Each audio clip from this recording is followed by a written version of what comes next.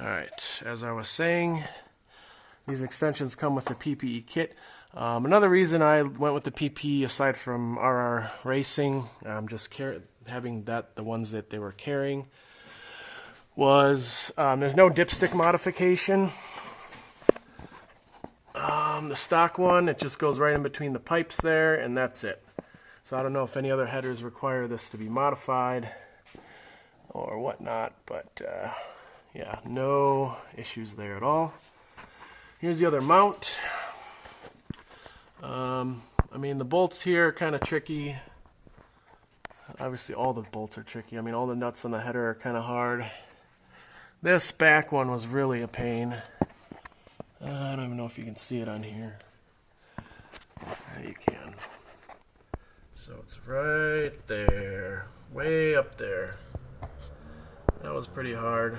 But again, you know, with my fingers, I have small fingers, small hands, so I was able to get in there.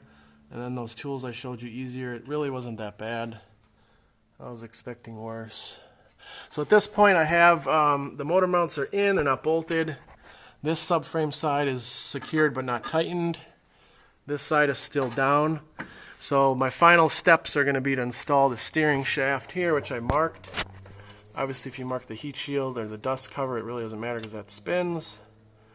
But you just want to make sure this shaft matches where it was, and then mark that shaft up there, and then reinstall your steering linkage, whatever you want to call it. I'm not sure what its official word is called, but lastly, we have the USRS, the RR Racing bushing kit down here that we can easily install once everything else is done. Energy suspension grease. I don't know if it's called Factory 5 or something. Formula 5, I think, is the best stuff to put on here and all over the bolts, so you get minimal squeaking. So that'll go on last. You probably want to clean this up if you have old gasket in there or rust or whatever. The headers come with new gaskets, so that's not an issue. These bolt up because that's just how it's made to fit. And yeah, I'm almost done. So if you have any questions, just comment and I'll see if I can answer them. But again, the main thing is just making sure everything's supported properly. With the Supercharger kit, it's a little bit different because you have these spacers and the bolts that aren't on the factory motor. Don't mind all this dirt. Here's the belt just hanging here for now.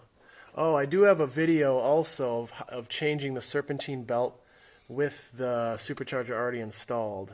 So yeah, if you ever have to do that, it's really not that bad. Just watch the video and I kind of go over everything.